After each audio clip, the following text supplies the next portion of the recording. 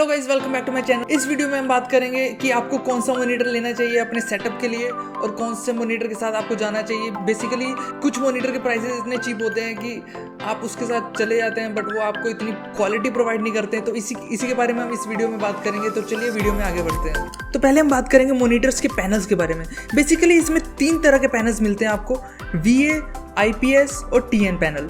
सबसे बकवास वाला पैनल होता है TN, बट इसके रिफ्रेश रेट की बात करें तो mind blowing refresh rate provide करता है। और IPS की बात करें तो इसमें आपको रिफ्रेश रेट इतना अच्छा नहीं मिलता है बट आपको क्वालिटी जो बहुत ही अच्छी मिलती है क्वालिटी। और VA पैनल की बात करें तो ये मिड में आता है, इसमें आपको रिफ्रेश रेट भी अच्छा मिलता है और क्वालिटी भी काफ़ी अच्छी मिल जाती है। तो आपको कौन सा मॉनिटर लेना चाहिए अपने सेटअप के लिए, एक्चुअली ये आपके वर्क पे डिपेंड करता है कि आप उससे काम क्या निकलवाना चाहते हैं। अगर तो आपको गेमिंग के लिए लेना है तो आपको रिफ्रेश रेट की तरफ ज़्यादा ध्यान देना है और इमेज की क्वालिटी की तरफ भी ज़्यादा ध्यान देना है। वही बात करें हम IPS पैनल्स के बारे में। IPS पैनल्स के रिफ्रेश रेट, ज़्यादा रिफ्रेश रेट वाले IPS पैनल्स है वो काफ़ी एक्सपेंसिव आते हैं। अगर आप बजट रेंज के में पैनल लेना चाहते हैं तो आप VA पैनल के साथ जाएं।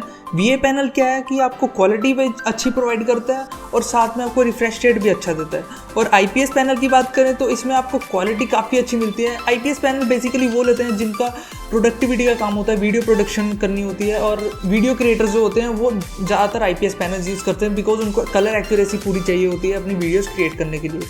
और वही बात करें हम गेमर्स की, कई गेमर्स जो है TN पैनल भी यूज़ करते हैं। बेसिकली ये होता है कि TN पैनल में आपको जो फ्रंट व्यू है काफ़ी अच्छा मिलता है और वहीं पे जो इसके व्यूइंग एंगल्स होते हैं वो इतने अच्छे नहीं होते। अगर आप साइड से देखते हो आपको स्क्रीन थोड़ी ब्लरी दिखती है और आपको कलर्स एक्यूरेट इतने नहीं दिखते। और वही IPS की बात करें तो उसमें व्यूइंग एंगल्स काफ़ी अच्छे हैं और VA में भी काफ़ी अच्छे व्यूइंग एंगल्स है।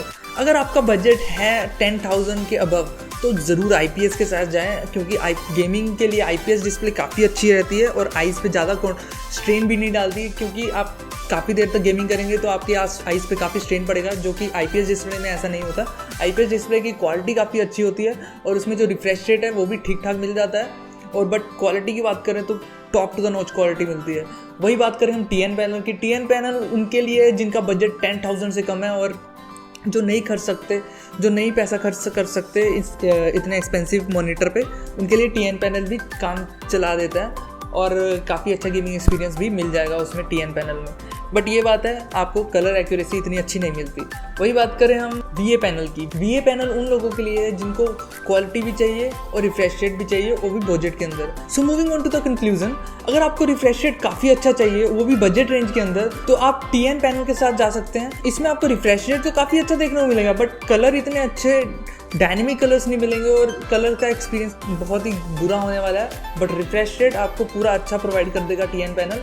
अगर आपका बजट 10,000 के अबव और 10,000 और 15,000 के बीच है तो आप VA या IPS पैनल दोनों में से किसी के साथ जा सकते हैं। IPS पैनल ये बात है आपको कलर प्रोडक्शन में अच्छी परफॉर्मेंस देगा। और वही बात करें हम VA पैनल की। VA पैनल में आपको रिफ्रेश रेट और कलर एक्यूरेसी दोनों मिल जाएगी। आशा करता हूँ आपको वीडियो अच्छी लगी हो। अगर आपके मन में कोई भी डाउट रह गया हो, वीडियो में आपको कुछ समझ ना आया हो तो कमेंट सेक्शन में कमेंट करें, मैं आपके डाउट को क्लियर करने की पूरी कोशिश करूँगा। तो मिलते हैं आपको अगली वीडियो में। जब तक के लिए वीडियो को लाइक, कमेंट एंड शेयर करना ना भूलें और चैनल को सब्सक्राइब करना ना भूलें। मैं आपके लिए ऐसी वीडियोस लाता रहूँगा। Thank you so much for watching.